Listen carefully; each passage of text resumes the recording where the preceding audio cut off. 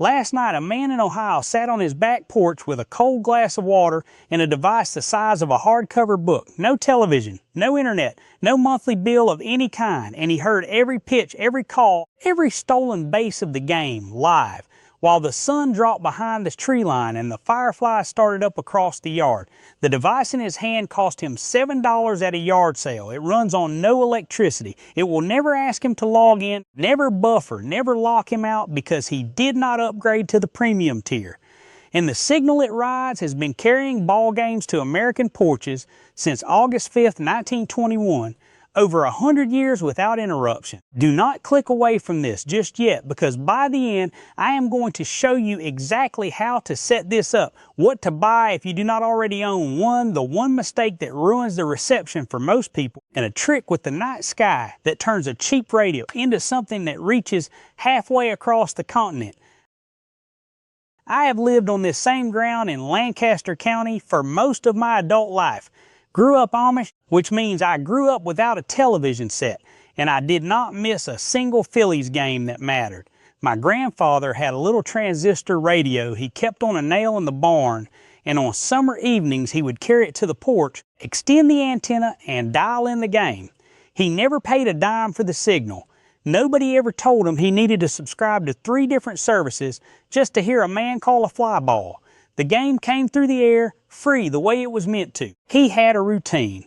Friday evenings, after the last chore was done, he would wash his hands at the pump, pour himself a glass of cold well water, and sit down with that radio balanced on the porch railing. He did not need to update anything. He did not need a password. He turned one dial, and there was the game. My grandmother would bring out a plate of something, cold pie most nights, and they would listen together until the last out. Some of my earliest memories are the sound of that little speaker crackling through the screen door while I tried to stay awake past my bedtime.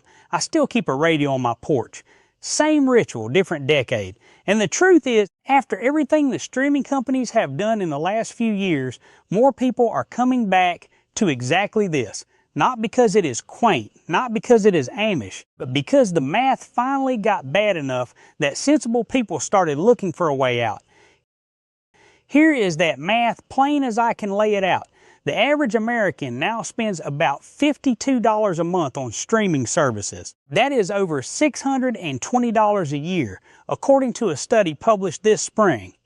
And that number has gone up 18% in a single year. But if you follow sports, if you actually want to watch your team play every week, that number climbs past $100 a month because the leagues have split their broadcast rights across so many platforms that no single subscription covers it all anymore. YouTube TV runs about $83 a month after the introductory period ends. Hulu Live TV sits at roughly $90.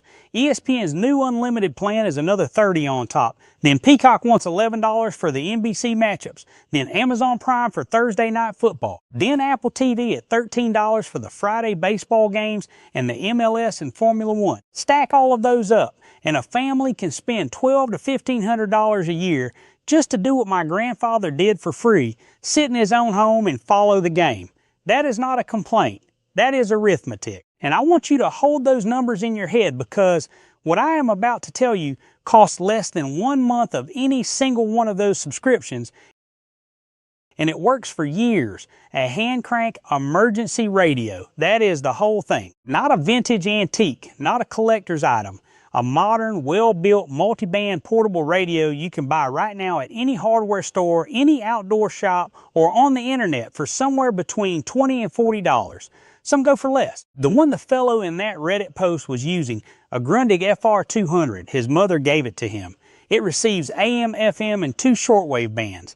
It has a built-in hand crank that charges an internal battery. 1 minute of cranking gives you about 10 to 15 minutes of playtime, depending on the model. Some of the newer ones, like the Midland ER310, give you closer to 25 minutes per minute of cranking. That is a full half inning from 60 seconds of turning a handle. No outlet, no Wi-Fi, no monthly bill. Not even batteries if you do not want them, though most of these radios take 3 standard AA cells as a backup, and a good set of rechargeable AAs will last you through a whole summer of evening games. Now here is the part most folks miss, and it changes everything. AM radio, the band your grandfather used, does something at night that no other broadcast signal can do. During the daytime, an AM signal travels along the ground following the curve of the earth. It is reliable, but the range is modest, maybe 50 to 100 miles for most stations. But after the sun goes down, the rules change. A layer of the atmosphere called the ionosphere, which absorbs AM signals during the day, becomes reflective at night. The signal bounces off the sky and comes back down to Earth, hundreds of miles away, sometimes over 1,000 miles. This is not a trick. It is not some old wives' tale. The Federal Communications Commission has documented it for decades. They call it skywave propagation. It is the reason the FCC requires certain stations to reduce their power or go off the air entirely at night, because the signals travel so far they would interfere with stations in other states. And for a man sitting on his porch with a $7 radio, it means this: after sundown, the number of stations you can receive does not shrink, it multiplies. Some listeners pick up stations 500 miles away on a clear night. On rare, good conditions, a cold, dry winter evening with little atmospheric noise, a strong 50,000 watt station can reach over 1,000 miles. The Clear Channel AM stations are the ones you want to know about. These are the big ones. KMOX out of St. Louis at 1120 on the dial, 50,000 watts, reaching listeners in 38 states after dark for the better part of a century. WGN in Chicago carried Cubs games coast to coast for decades. WSB in Atlanta sent Braves games deep into Florida and across the Gulf states. WLW in Cincinnati, they called it the Nation Station, once broadcast at 500,000 watts, the most powerful signal in American history. Even now, at 50,000 watts, it can reach most of the eastern half of the country on a quiet night. Every professional team in North America still has a radio flagship station. The game is still broadcast on AM and FM free every single night of the season. Nobody can take that away. Nobody can put it behind a paywall. It is written into the broadcast agreements, and it has been this way unbroken since Harold Arlen called the first Major League game on KDKA Pittsburgh on August 5, 1921, using a converted telephone as a microphone from a box seat behind home plate. And that brings me to the thing that makes radio baseball different from television in a way nobody talks about enough. There is a saying among old broadcasters: television shows you the game, but radio makes you see it. I believe that is true down to my bones. When you watch a screen, you see what the camera chooses to show you. When you listen to a good radio caller, and every team still has one, most teams have two, your mind builds the field. You see the pitcher winding up. You see the runner breaking for second. You hear the crack of the bat and your imagination fills in the trajectory before the announcer even finishes the call. Baseball, in particular, was born for this. The official historian of Major League Baseball, a man named John Thorne, has said that baseball is a stop-action sport whose rhythms are suited to pauses, visualization, and the wonder of being there at a distant game. There is a reason the marriage between baseball and radio has lasted over 100 years. The pace of the game leaves room for the announcer to paint and for your mind to listen. My grandfather understood this without ever putting it into words. He would lean back in that porch chair, close his eyes, and he was at the ballpark. The radio announcer was his eyes, and the evening breeze and the crickets in the field were his stadium. It cost him nothing. It needed nothing. Just a man, a radio, and the open air.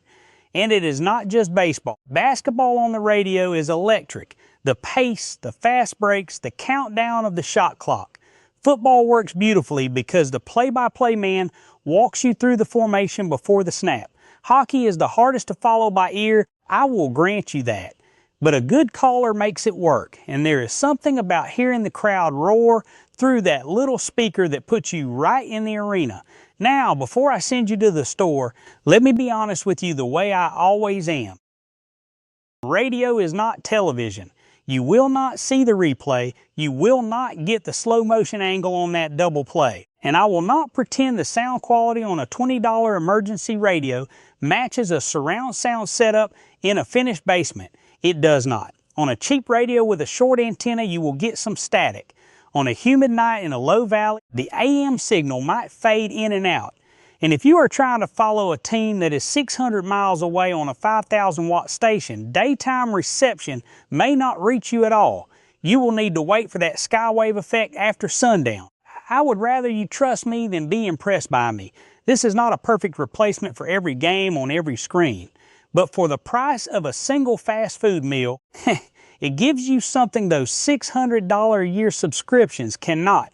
A way to follow your team that works when the power is out, when the internet is down, when you are out in the yard or the workshop or the deer stand, and when you simply do not feel like staring at another screen. There is one real thing to get right, and I will not skip it because it matters. The antenna. A telescoping antenna needs to be fully extended and pointed roughly toward the station you want to receive. For AM, the radio itself is the antenna. The internal ferrite bar picks up the signal best when you rotate the whole radio until the station comes in cleanest. For FM, extend the whip antenna straight up. Most people leave the antenna collapsed and then complain the radio does not work. That is not the radio's fault. And here is the wrong product warning. If you are shopping for one of these radios, do not buy the cheapest no-name unit on the internet for $8 with 5 stars and 2,000 reviews. The crank gears are plastic. They strip out after a dozen uses. The ones that hold up, the Midland ER310, the False Power A1, the Running Snail MD090P, these run $25 to $40, have metal reinforced crank gears, and most of them add a solar panel and a USB port for charging your phone in an emergency. The False Power and Running Snail sit right around $25 to $30. At that price, buy two, one for the porch, one for the truck. If a man my age putting these old ideas back in front of people has been worth your time, I would be grateful if you would follow along. There is more of this coming, and every bit of it is built on the same idea. Own the outcome. Do not rent it. Now, let me tell you the part that is bigger than the radio. The reason I make these videos at all, nobody sells you a monthly subscription to the open air. You cannot put a brand on the signal that has been traveling through the sky since 1921. There is no premium tier for the ionosphere. The knowledge is not hidden. It is just quiet, because quiet does not sell.